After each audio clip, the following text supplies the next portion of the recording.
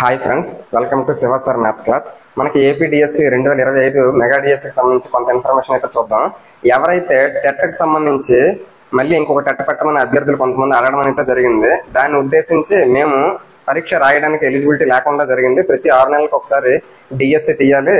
గత సంవత్సరం అక్టోబర్లో తీశారు. మళ్ళీ ఇప్పుడు మాకు టెట్ నిర్వహిస్తే మాకు డిఎస్సి రాయడానికి అవకాశం వస్తుందనే ఉద్దేశంతో కొంతమంది టెట్ అంటే రాయడానికి అవకాశం ఉండేటటువంటి అభ్యర్థులు ఎవరైతే ఉన్నారో వాళ్ళు కోర్టులో కేసు వేయడం అయితే జరిగింది. దాన్ని ఉద్దేశించి సుప్రీంకోర్టు నిన్న తీర్పులో ఏం చెప్పింది అంటే, మీరు ఏదైనా తేల్చుకోవాలనుకుంటే హైకోర్టులో తేల్చుకోండి, ఇంకెక్కడ ఎటువంటి సంబంధం అయితే లేదు అనే ఉద్దేశంతో క్లియర్ గా చెప్పడం అయితే జరిగింది. దాని పరంగా ఆలోచిస్తే గవర్నమెంట్ కూడా ఇక్కడ ఏపీ హైకోర్టుకి సంబంధించి చూస్తే ఇక్కడ ఆల్రెడీ వేసవి సెలవుల్లో కోర్టుకి అనేది వేసవి సెలవులు వచ్చాయి. కాబట్టి ఇటువంటి పరిస్థితుల్లో కూడా డిఎస్సి అనేది ఎట్టి పరిస్థితుల్లో ఆగే సందర్భం అయితే కనిపించట్లేదు. ఎవరైతే టెట్ అభ్యర్థులు ఉన్నారో వాళ్ళకి ఇది నిరాశగానే మనం చెప్పొచ్చు. అంటే రాయకుండా ఎవరైతే ఎలిజిబిలిటీ ఎగ్జామ్ రాయడానికి కూడా ఛాన్స్ రాకుండా పోయింది కదా, అటువంటి వాళ్ళు నిజంగానే ఒక దురదృష్టమని చెప్పుకోవచ్చు. నెక్స్ట్ అన్నిటికంటే ఇంపార్టెంట్ ఏమిటి అంటే, నార్మలైజేషన్ లేకుండా జిల్లాకు ఒక పేపర్ పెట్టమని చెప్తున్నారు. దాన్ని ఉద్దేశించి ఎటువంటి నిర్ణయం కూడా గవర్నమెంట్ అయితే తీసుకోలేదు.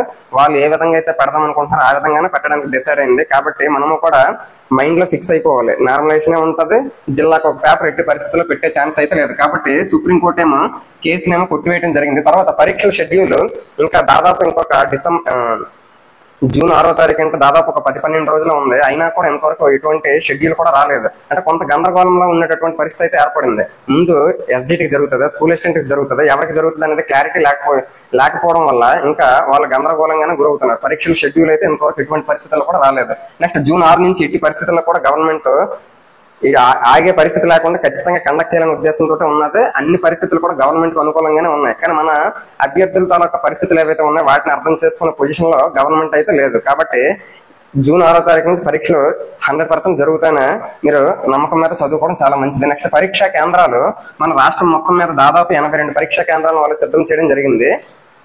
టీసీఎస్, ఐఆన్ డిజిటల్ ఉన్నాయి కదా, వాటికి సంబంధించి వాళ్ళతో మాట్లాడుకుని దాదాపు 82 పరీక్షా కేంద్రాలను ఏర్పాటు చేయడం అయితే జరిగింది. మా ఏ జిల్లాలో ఎన్ని పరీక్షా కేంద్రాలు అవన్నీ కూడా ఈ శనివారంకి ఒక క్లారిటీ వస్తుందని అధికారులు అయితే చెప్పడం జరిగింది. కానీ అన్ని రకాలుగా మనం ఆలోచిస్తే అంటే ప్రతి అభ్యర్థి తాలూకా ఆవేదన ఏదైతే ఉన్నదో అది మాత్రం పట్టించుకున్న పరిస్థితుల్లో లేదు. వయో పరిమితి కోసం ఆలోచించమని అడిగితే అది కూడా పట్టించుకోలేదు గవర్నమెంట్. అలాగే ఒక జిల్లాకు ఒక పేపర్ పెట్టి నార్మలైజేషన్ లేకుండా ఉంటే రేపటి రోజున ఎటువంటి కోర్టు కేసులు లేకుండా చాలా హ్యాపీగా ఉద్యోగాలు వచ్చిన వాళ్ళకైనా ఉద్యోగాలు ఇచ్చే ఛాన్స్ అయితే ఉంటది. కానీ దాని గురించి కూడా పట్టించుకోవట్లేదు. అలాగే టెట్ ఎవరైతే రాయకుండా డిఎస్సికి ఎలిజిబిలిటీ రాకుండా పోయిందో అటువంటి వాళ్ళందరూ కూడా టెట్ స్కోర్ లేకుండా మాకు డిఎస్సి రాసే ఛాన్స్ ఇవ్వండి అని అడగడం అయితే జరిగింది. వాళ్ళలో కూడా న్యాయం ఉన్నదని చెప్పాలి.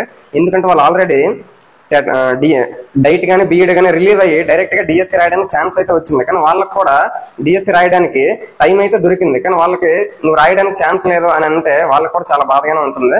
కానీ దాని గురించి కూడా గవర్నమెంట్ ఎటువంటి ఆలోచించే పరిస్థితి అయితే లేదు. కాబట్టి ప్రతి అభ్యర్థి కూడా ఒకటే ఆలోచించాలి, జూన్ 6వ తారీఖు నుంచి ఎట్టి పరిస్థితుల్లో మనకి ఎగ్జామ్స్ అయితే కంపల్సరీ జరుగుతాయి. అవి ఎస్జిటికి ముందు జరుగుతాయా, స్కూల్ అసిస్టెంట్ కి జరుగుతాయా, పీజీటీ టీజీటీ వాళ్ళకి జరుగుతాయి, ఎవరికి జరుగుతాయి అనేది మనకు అనవసరం.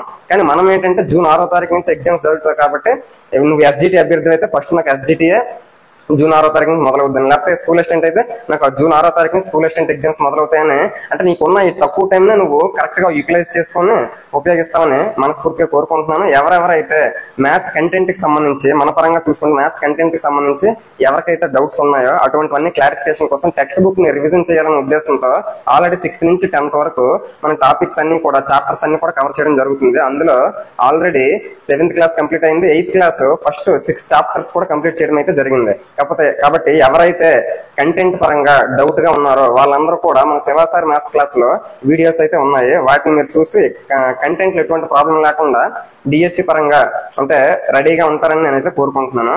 ఈ వీడియో మీకు నచ్చిందంటే తప్పకుండా లైక్ చేయండి. మీ ఫ్రెండ్స్ ఎవరైతే ఉన్నారో వారికి కూడా షేర్ చేయండి. Thank you.